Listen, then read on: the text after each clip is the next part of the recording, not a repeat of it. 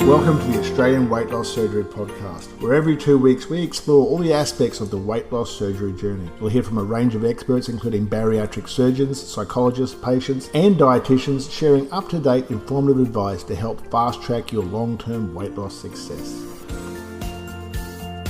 Welcome everyone to the Australian Weight Loss Surgery Podcast. I'm Jackie Lewis. I'm a clinical nutritionist for BN Multi, and today we're exploring sarcopenia and protein intake and inflammation and a whole range of other different things with Chrissy Freer. Hi Chrissy, how are you going? I'm well, thanks Jackie. How are you? I'm very well. Thank you for joining me in your busy schedule. I know we've been chasing each other because you're doing your PhD.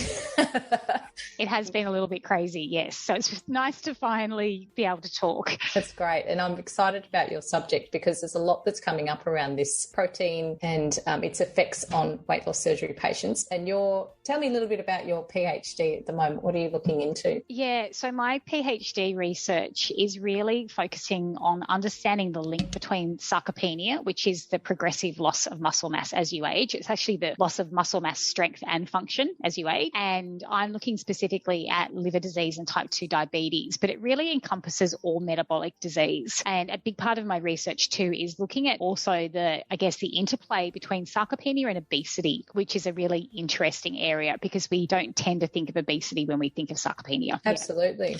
And so what are you finding? What are these deeper understandings and what do you think they'll bring for, guidelines and that sort of thing going forward? Yeah. So I guess just to start with, it's probably a good idea for me just to explain what sarcopenia is because it's kind of fairly new term that's becoming increasingly, I guess, popular. Well, not popular, but well known, but it's still, So it is this progressive loss of muscle mass, but it's also the associated strength and function that diminishes with age and sort of from about your 40s onwards, actually. So people are really surprised by that because they tend to think of sarcopenia as being something that is associated with very elderly age. But from your 40s onwards, you start to lose your muscle mass. And in fact, by the time you're in your 50s, you lose 1%, approximately 1% a year. And that equates to about 25% of your total muscle mass that you lose throughout your life. So it's really considerable. Like that's a quarter of your total muscle. It's considerable. Yeah. When you think about what the function is of that. Totally. And we think of our muscle as being sort of like movement and exercise and,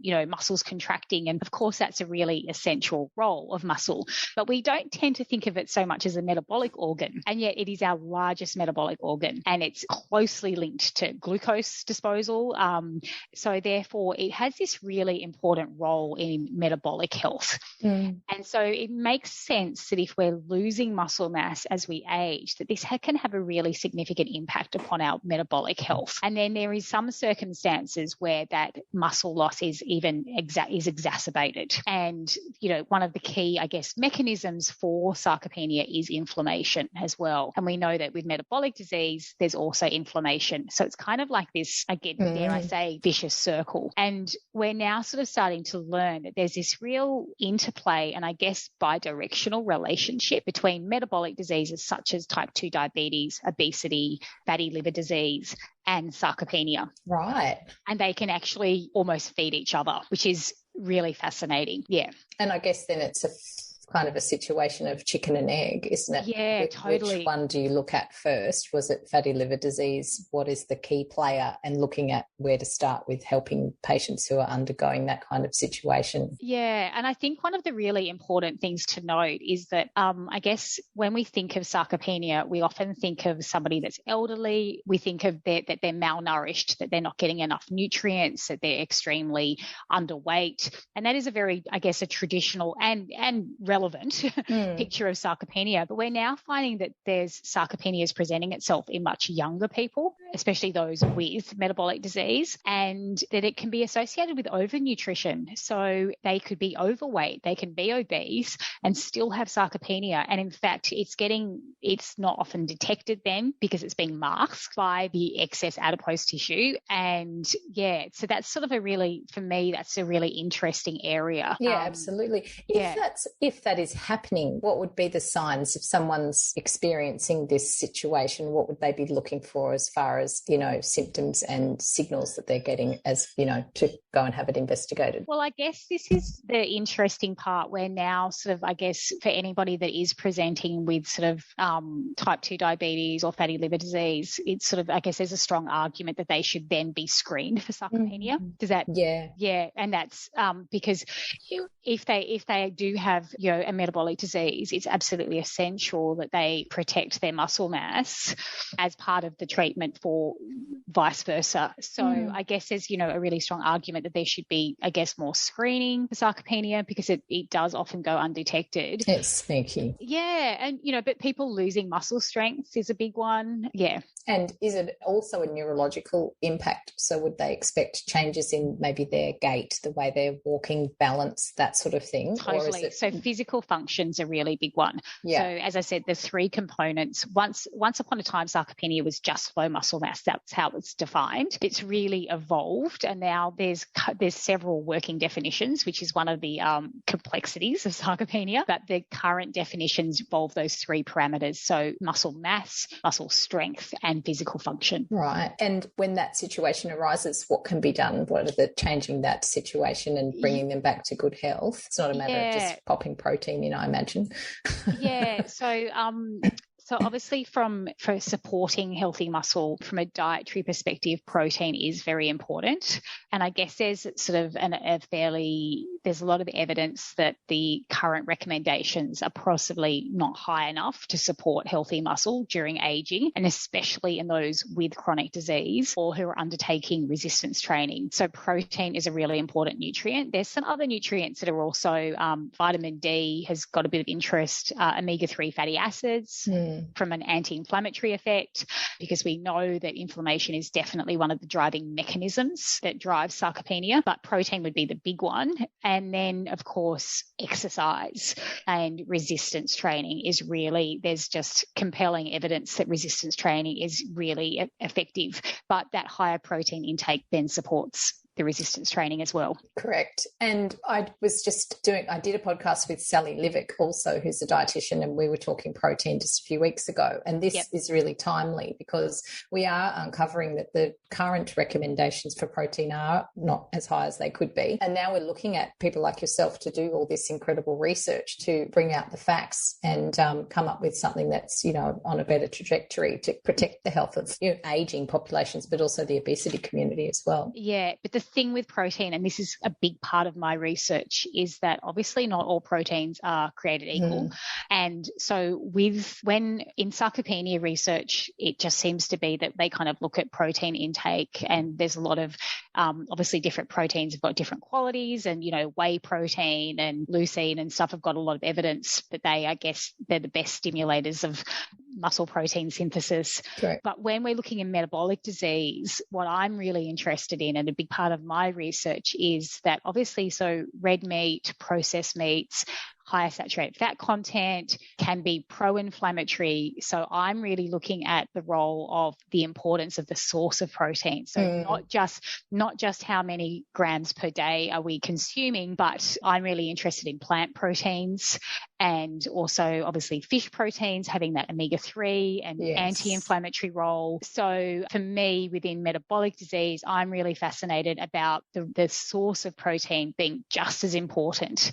Yeah, that's a great thing when we talk about that as well, because obviously all the emphasis is on protein intake after weight loss surgery, and it's fantastic because that's where it needs to be. But we have all different types of protein going in, and people relying on collagen or, steering away from dairy and that sort of thing, and looking at the quality of that protein and what its role is in the body as far as protecting this muscle loss that's so crucial. As far as fat loss goes, what role does muscle play in weight management as well? Oh, it plays such a pivotal role. So it's our largest metabolic organ. It's our biggest determinant of metabolism. That's why men naturally have a higher metabolism than women, because just physiologically men have a higher muscle mass. So therefore it makes complete sense that the higher the muscle mass we have, the higher our metabolism. So and this is one of the reasons why our total energy requirements do go on this kind of downward trajectory as we age. as a natural part of the aging process. And I think you would have heard this a million times. I'm eating the same amount of food. Why am I putting on weight? And, it's due to this reduced muscle mass. Yeah, correct. So, it's like a V8 engine as opposed to a 2-cylinder little Yaris.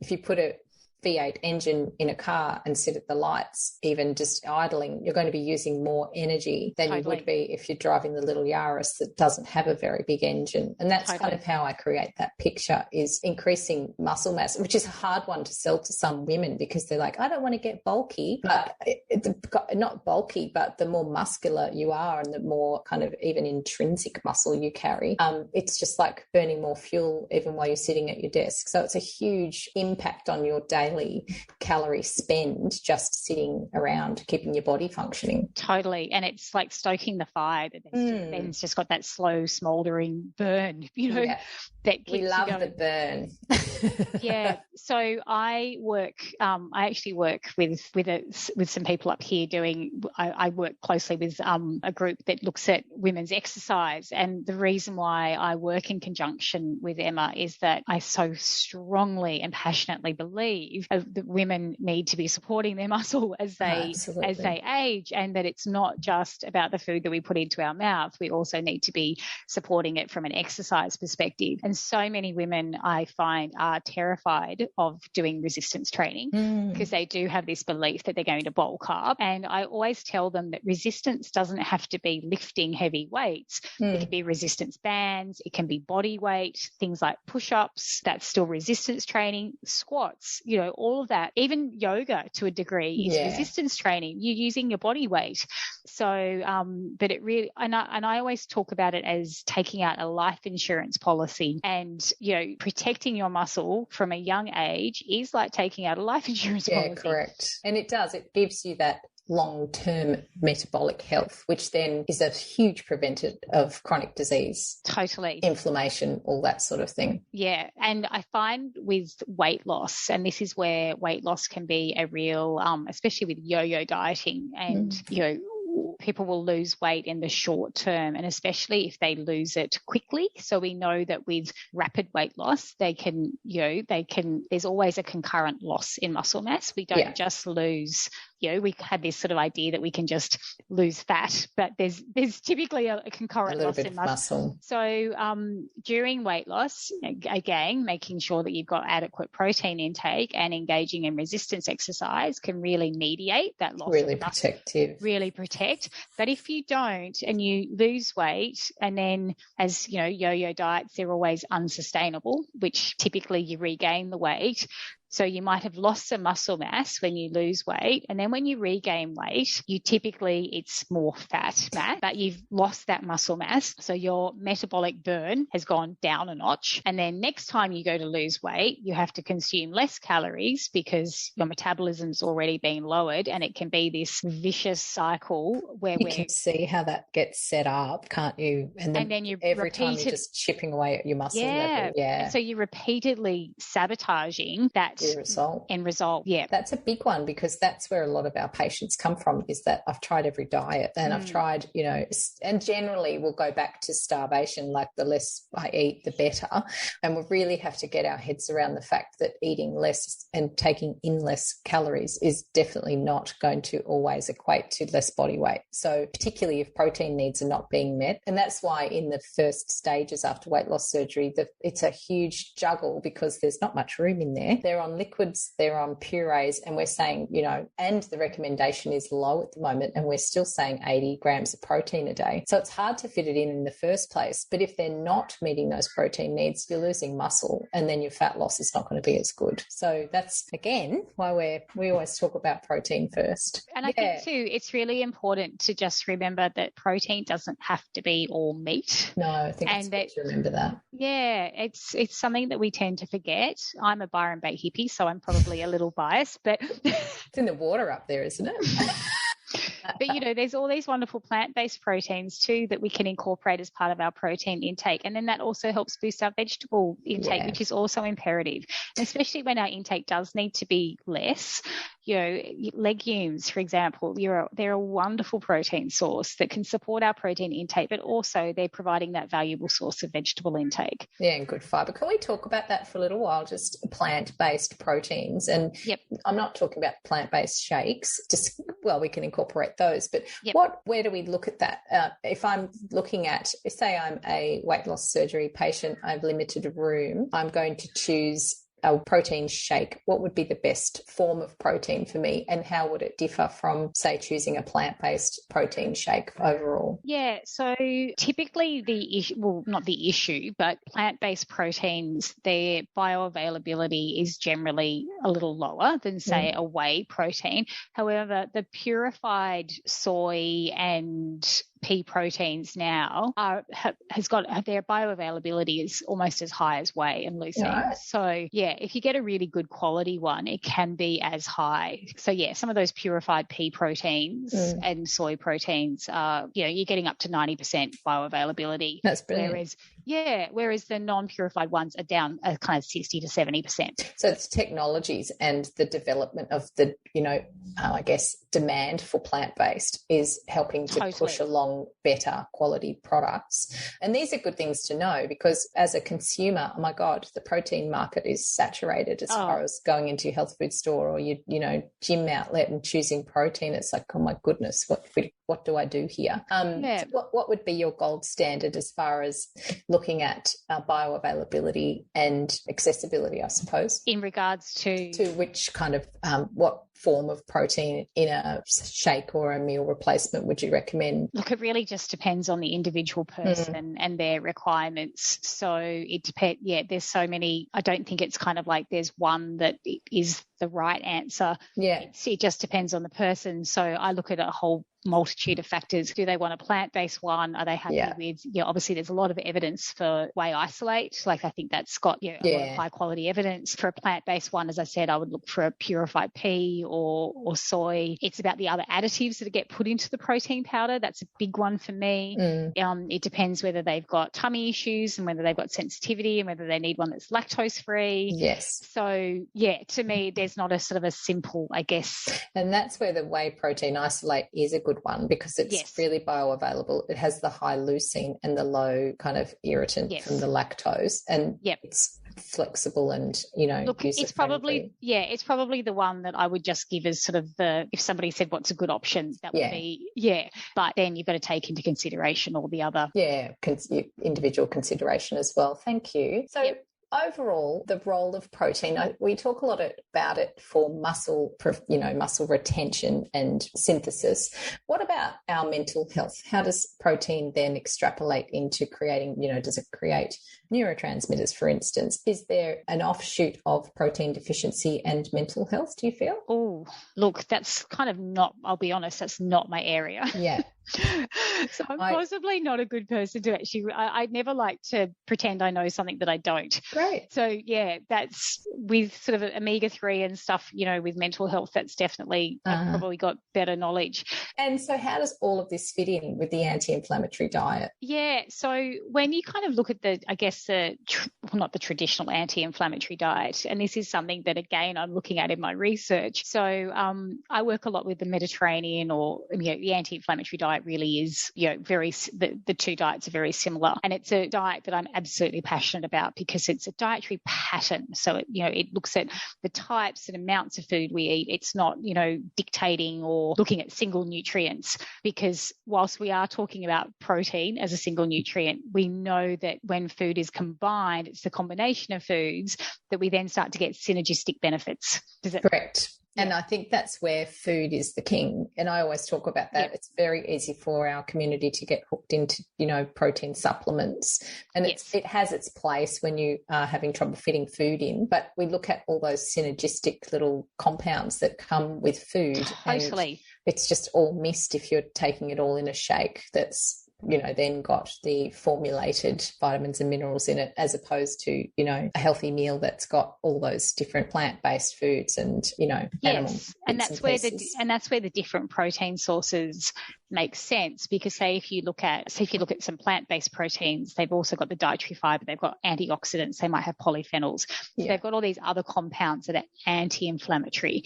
And then if you look at some of our other, say, red meat, it might have saturated fat, it might have heme, which can actually be, it's got other components. So we've got to look at, I call them protein packages rather than just looking at it as protein. You've got to look at the entire package. So from the anti-inflammatory diet perspective, I guess a traditional med diet is not particularly high in protein. It's got that sort of slightly higher fat content, but as part of my research, I'm looking at sort of a higher protein Mediterranean style diet.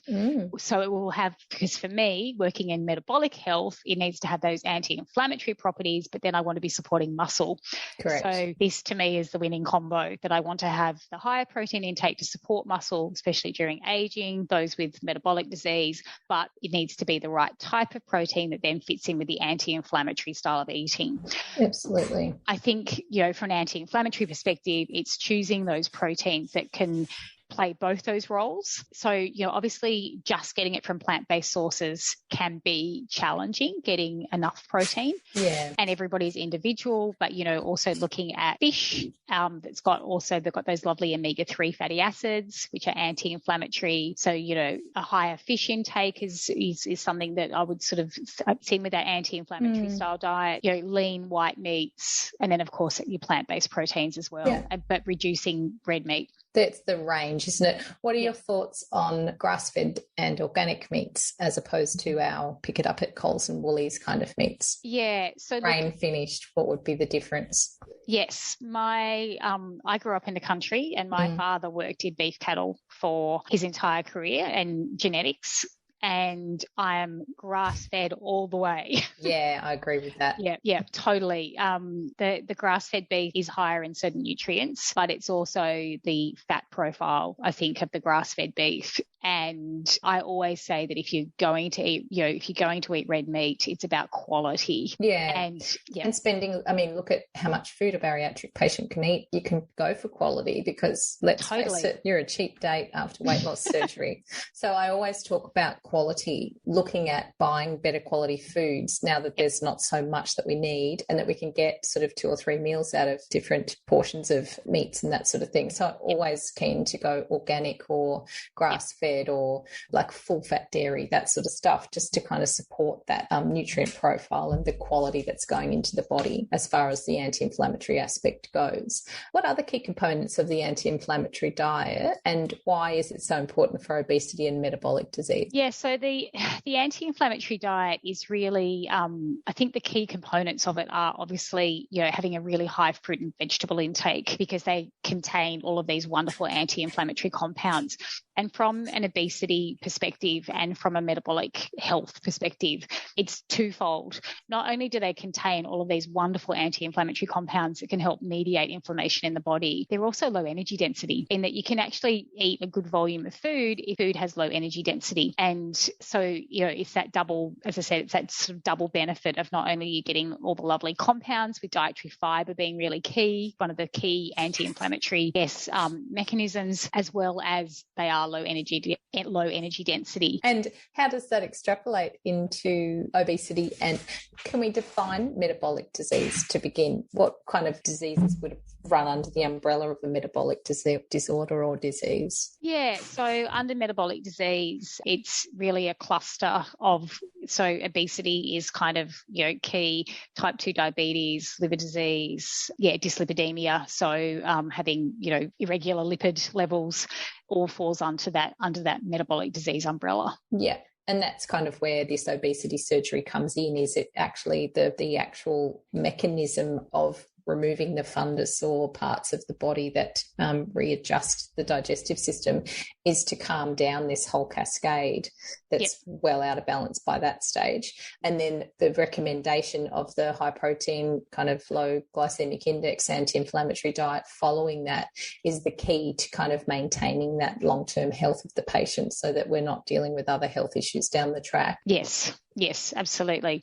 And I think, so obviously for anybody that with obesity, obviously we know that adipose tissue now acts as an endocrine organ. So it releases hormones and pro-inflammatory cytokines and all sorts of things that promotes this low-grade systemic inflammation throughout the body. So following an anti-inflammatory diet is just really pivotal in trying to mediate or calm down that inflammation that is occurring. Yeah, and it's an ongoing process, I suppose. Once someone's been there and been in that obese scenario, had all those drivers that are underlying, is it something that is repaired for the long term, or is it something that we need to continually work on as far as, staying in that space of not having those markers sort of driving up again with lifestyle factors and that sort of thing? Yeah, look, I do find that with anybody with any chronic inflammatory condition that it's something that they have to manage long term. I do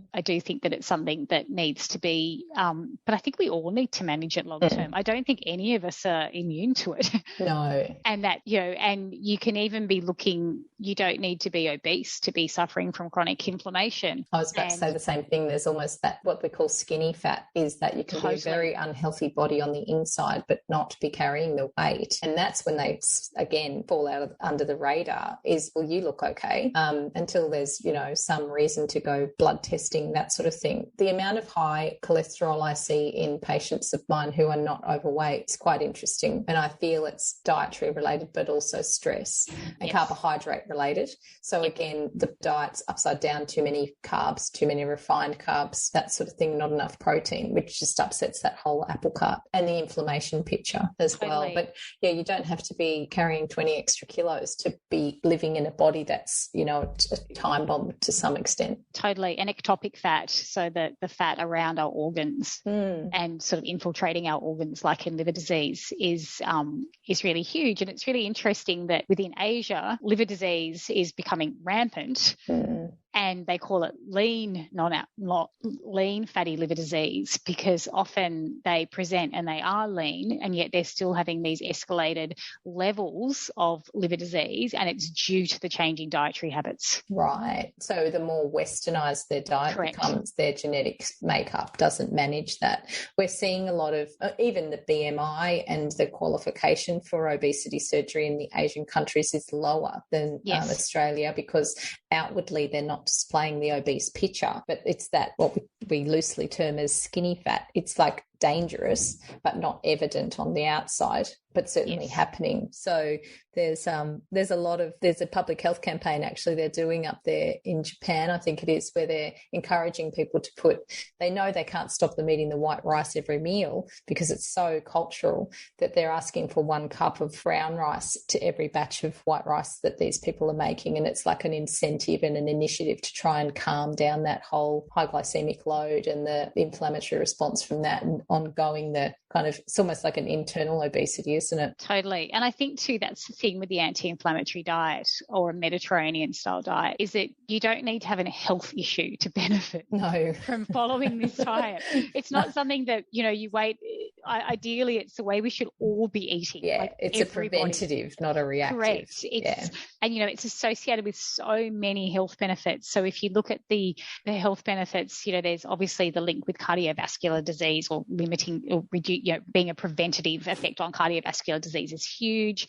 That's due to the good fat profile of an anti-inflammatory style diet. And, cardiovascular disease is the number 1 cause of death within Australia. So that's massive. There's the links with metabolic disease, so type 2 diabetes, liver disease, weight management and weight loss. It's got a very strong association with helping to both manage weight and also supporting healthy weight loss.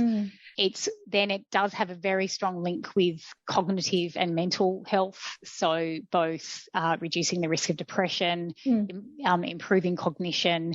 It's related to reducing the risk of multiple cancers. And it's the one diet, I think if we look at sort of, dietary recommendations, they come and go, and there's often trends, and they're often the science community is sort of, might be in disagreement, like, intermittent fasting fasting. There's people that are for it, people that are against it. I think the anti-inflammatory diet is probably one of the very few things that nobody argues on. Yeah, it's become the staid, hasn't it? It's like CSIRO were on board. It's very, there's a lot of research. And during my degree, it just kept coming up as this is the way to do it. We have high level evidence. We know, it's been, the Mediterranean style diet has had so much research on it, and we've got high level evidence. And as I said, I think it's one of the few things that, the science community actually. All arms of the science community. On that, I was going to say how I found your work is through your beautiful anti-inflammatory cookbook.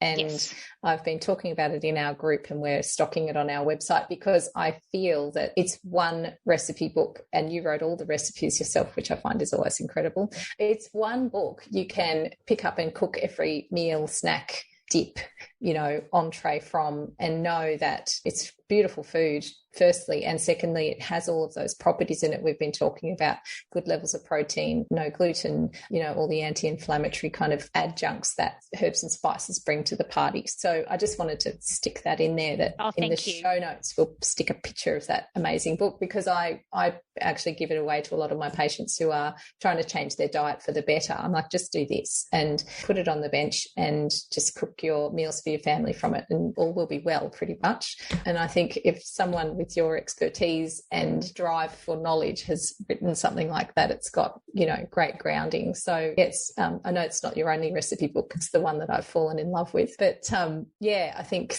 that's something not to miss, is just finding it. It's easy. It's ingredients that aren't hard to get, and it makes sense, and the whole family will enjoy it as well. Thank you. And I think too, one of the reasons why I love creating recipes and recipe books as well is obviously I love nutrition from a knowledge level. But one thing I've learned throughout my years as a nutritionist and through all of the study that I've done is that if I can't translate it to real terms, then it's really quite meaningless. Correct. And I think that this is sometimes where nutrition comes a bit undone, because you can have the best knowledge in the world, but unless that's translatable to real terms and to real food, then it just becomes, it gets lost. Yeah. And to me, I love food. And I think that, I want to show people that you can have this really positive, happy, rewarding relationship with food. It's not just about vitamins and minerals. It's about enjoyment. It's about celebration. It's about family. It's about culture.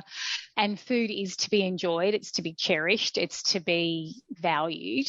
Yeah. And that's why I love creating my books, because it's my way of trying to, I guess, translate my beliefs and my philosophies and my knowledge to something that people can actually... Yeah, it's tangible. It's tangible, and they can cook from it, and they can actually realize that this food is delicious. Yeah. Because that's paramount to me. It's got to taste good. It's not about deprivation. It's not about punishing yourself. No. And it's food that you want to eat every day. Yeah. And that is so important to me. That's something that I'm incredibly passionate about. Yeah, you've done a great job of that. I think one of our favourites is your roasted chicken, simple to make, lovely spices on the top, and the stuffing with the kale and the other ingredients in there that just make it delicious. And it's lovely when you have such a health-giving meal and you go, that was so good. And, for some people who have been eating that more refined diet, it can take a while to sit there and go, that was so good. But it comes, and it doesn't take long. I think they talk about a 3-week turnover for kind of changing the understanding of your palate and the differences that you'll find in eating healthy food. And then it just becomes the way that you do things, rather than, always looking for that sweet, salty, refined kind of flavour. It's not a long road to changing that. And I think that book is one of the ways to do it, because there's celebratory food in there. There's, party food, there's treats, there's stuff you can put in the kids' lunch boxes that look like a treat, and they'll be on board with it soon after that too. So I think that's wonderful. We could talk for a long time, couldn't we? We could. It's a huge area, and it's really relevant at the moment because there are obviously developments in all around protein recommendations, but certainly in our community. And we can't kind of underline enough the importance of the protein in the diet. So thank you for your time. Oh, my pleasure. Thank you so much for chatting with with me today. It's been your lovely. busy schedule, and all the best. I know you've got a little way to go, but it seems like you're over some critical humps in the road for the PhD. And I think we're just grateful for people like you who spend time investigating that sort of stuff to give us, solid information to pass on to our groups and our patients as well. So thank you. We'll have to touch base once I've finished some of my studies in this protein because I think it'll be really my goal is to change clinical guidelines. Yay, I think that'd be great. Carve that in stone. So we'll do Jackie and Chrissy Mark 2 in a little while. Sounds good. Stay tuned. Thank you so much, Chrissy Freer, for your time. I appreciate that. Take care. Yay. Thanks for listening, and just before you go, we would love to hear your feedback, so please give us a rating and review. For other interesting topics of conversation and inspiration, come and drop into our Facebook community at BN Bariatric. If you've enjoyed our podcast, we hope you will share on your Facebook or Instagram and hit subscribe so you'll never miss an episode.